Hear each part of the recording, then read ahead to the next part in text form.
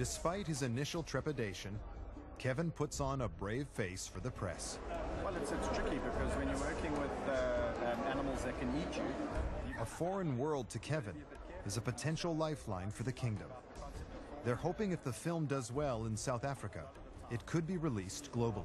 I'm not joking. I mean, the film took 4 years to make. And believe you me, when a lion doesn't want to do something, he doesn't. And you better listen to him. You better listen to him.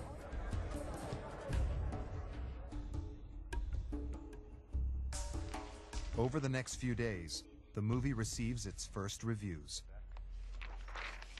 City vibe, yeah. Feline feast. 4 out of 5. They're good, but Kevin has to wait to see if they are reflected in the box office takings. The proof is in the pudding. The public are the ones that will say whether this movie stays or goes. So we hold thumbs, and we nerve-wracking times. This weekend's going to be a little bit of an anxious wait, you know, to see what the numbers are. Back with the Big King's pride, Kevin is checking up on Kaiser. He's determined to find him a new home, to put an end to the trouble he has been causing among the other males. But he just can't find anywhere that wants to take him. A lion like Kaiser, obviously, we'd like to find him a really good home. So you've got to go into, you know, the details of who's this person, how long have they been involved with lions, do they have the right documentation, what's the facility like, what's his enclosure going to be like, because he's really been used to a great life. It could take months to find Kaiser the kind of home where he will be safe for the rest of his days. In South Africa, unscrupulous overbreeding of lions by some parks and zoos means that there is no market for any surplus animals. Some of them even end up being sold for what are called canned lion hunts, in which they are released only to be shot by trophy hunters. For now, Kaiser is here to stay. With all the other enclosures at the kingdom full, there is nowhere else to put him. It's an anxious time. Kevin can only hope the Big Kings settle their differences, and soon.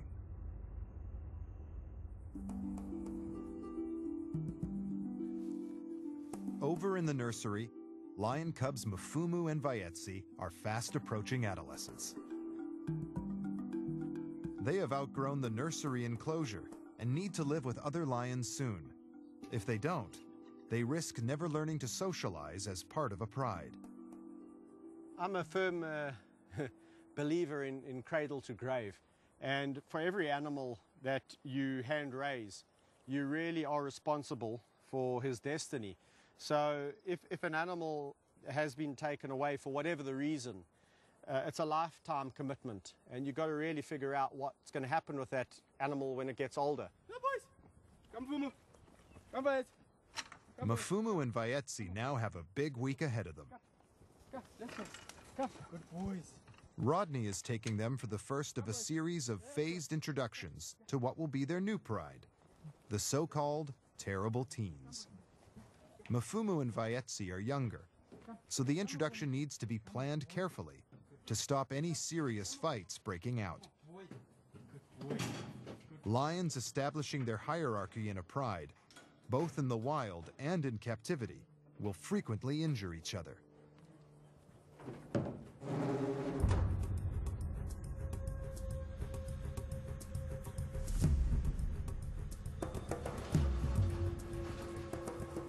Kevin is worried that the terrible teens may gang up on the young pair. So he's decided to split up the 6-strong pride into 2 groups of 3. First, he will introduce Mfumu and Vayetsi to Tristan, Zippo, and Nash. I'm a little bit apprehensive because these 3 are notoriously aggressive, especially when it comes to lions, other lions that they don't know. But they speak a different language to us, so maybe they'll know something that we don't. Maybe Mfumu and Vayetsi, being smaller and younger, will just submit. If that happens, it's fantastic. If it doesn't, we'll have to conjure up another plan. Hello, boys! Oh! Hello, boys! nicely. Who's that? Look, they've been so nice and friendly. Despite Kevin's initial anxiety, the feisty young lions stay relaxed. This is much, much better than I expected. This is phenomenal. There was like almost some form of, acknowledgement that we know we are a little bit weaker than you guys, you three, we two, we younger. So it was really, really good. Some new friends. Oh, it is so tempting to release Mafumo and Vayetsi with this group because it's gone so well. But in all the years of experience, I've realized one thing: overconfidence is a bad thing. And I just think we should wait probably another 1 or 2 introductions like this before we release, because they can almost lure you into a false sense of security where you think, everything's okay. And as soon as you open this gate, it's a different story. Now there's a bigger test in store. Mafumo and Vayetsi are about to meet the other, more unpredictable half of the terrible teens. Bandit. The unruly trio, Bobcat, Bandit, and Gabby, are the oldest of the terrible teens' pride. They're about to meet cubs Mafumo and Vayetsi for the very first time. They could easily gang up on the younger lions, so for their safety, Kevin keeps Mafumo and Vayetsi in the cage. But as the older lions approach, Vayetsi makes a sudden and aggressive challenge. Hey, come on, be nice. Be nice. Vayetsi, why you being a naughty boy? Don't be a naughty boy. Whoa. Eh? That was really incredible interaction. It went exactly opposite to how I thought. I thought the youngsters would be a lot more submissive and roll on their backs, and that these guys would show some aggression and show some authority. It was exactly the opposite. The youngsters came at them full of aggression, and these guys were completely passive. How are you doing in and amongst all of this? Over the next hour, Kevin waits patiently as the lions sort out their differences, separated by the bars of the cage. Hey, Vayetsi! Okay, so I think what I'm going to do is let them all out together. We've done this a couple of times. There's hardly any interest. The only lion that's really showing any form of aggression is Vayetsi. It's because he's a bit nervous. Mafumo is completely relaxed. These guys are not going to do anything bad. I think if anything, it's going to come aggression from the youngsters. These guys might give a wah, wah, wah, and it's going to be all over. So I'm going to go and let them out. Be nice. Okay.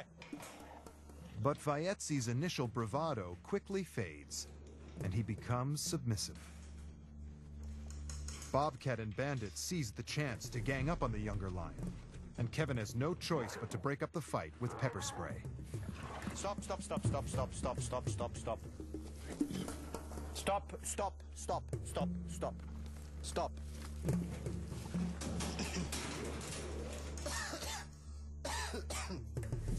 I just got a hunch that it would be okay to let them all out. They're all in jolly moods.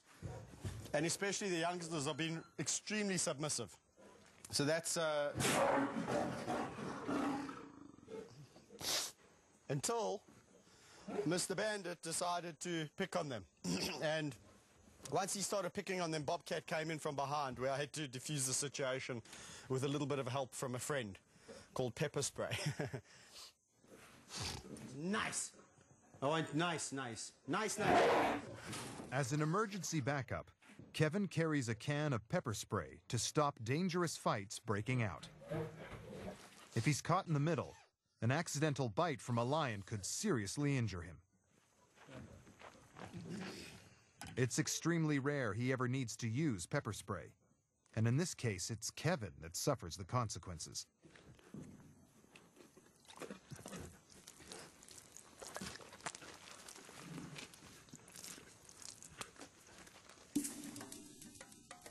With the introduction between Mafumo and Vayetsi and this half of the terrible teens a failure, it's back to the drawing board. The process is going to be far more complicated than Kevin had thought.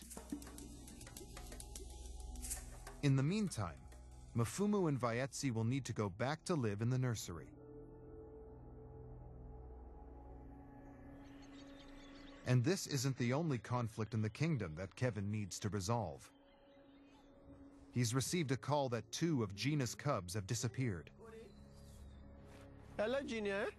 Hey, Ma. How's your cub? Hey? He wants to check up on Gina's one remaining baby. What's happening? Hello, my girl. But the matriarch is out of the den and appears restless. Why are you out the den? And Kevin has no idea that there's yet another surprise in store. There's 3. Hey, my girl. Hello, Gina.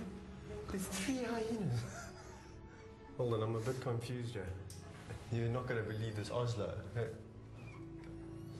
must be her cubs. I didn't even know she was pregnant. Hey, hello, my girl. Hello, Gina. Hello. Gina's remaining cub is still alive, but her daughter Oslo has also taken up residence in the den and given birth to 2 more cubs. Kevin believes it's likely Oslo has killed and eaten her mother's cubs in a battle for superiority. But despite this, for now, Gina and Oslo seem to have settled their differences, hyena style. The fact that she's in the den and she's looking after the cubs, it looks like she's looking after the cubs, it's really good news. And the other thing that's really good news is that Gina and her were both in the den. There's no fighting, and all the cubs are doing well, so it's fantastic. With both mothers relaxed, Kevin hopes peace has finally been restored in the clan. But the truce doesn't last long.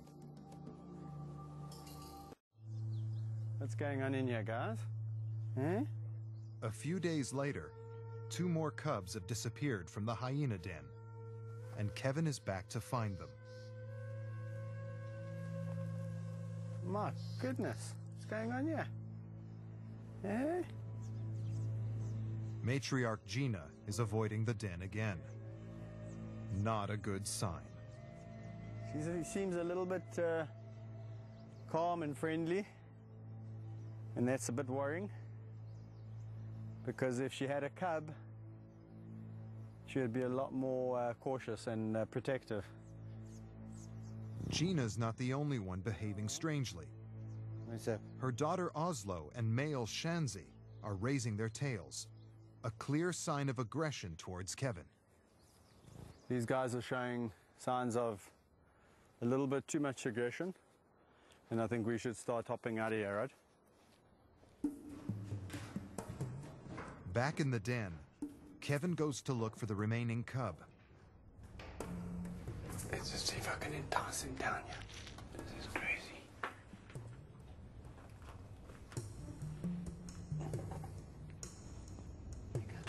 Now he's faced with a dilemma.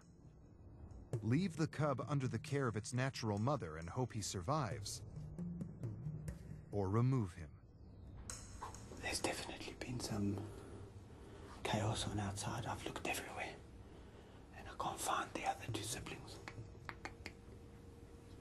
It looks like either Gina's probably come and killed one of Oslo's, and Oslo's in return killed one of Gina's, so Gina's got no cubs left. And Oslo's only got 1, and I'm just afraid that if I leave this cub here, I'm gonna have no cubs whatsoever. Come by. Kevin reaches a decision.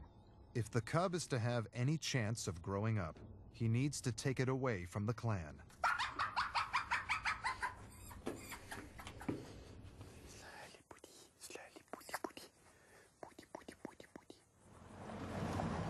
The hard work of hand-raising the cub now begins.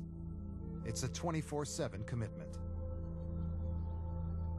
And with more mouths to feed, Kevin is eagerly awaiting news of the movie release.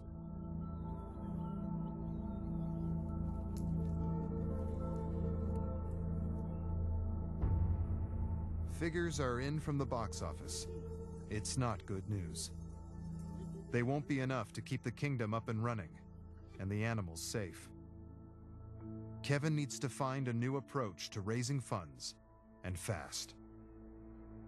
The park needs to be operating and basically paying for itself in about 6 months from now. And if that isn't the case, yeah, again, it's going to be quite a battle to see where we can kind of get funding from and see if we can save it. Because I would hate nothing more than to see this place go and the animals in it. It's my life and soul.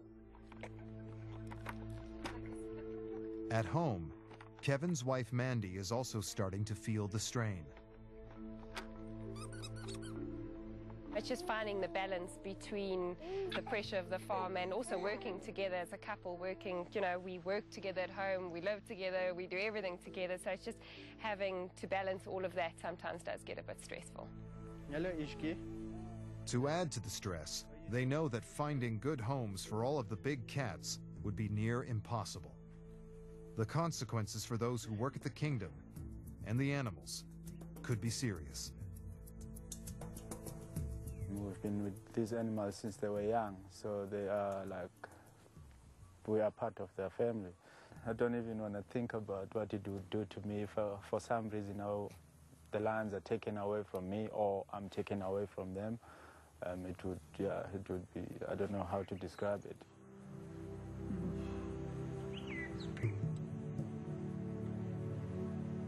12 years ago, I made a little pact with 2 lions called Town Napoleon, and the commitment was to really see them through to old age. And that's basically a lifetime commitment, and I'm not going to throw in the towel just because we've got a couple of financial issues.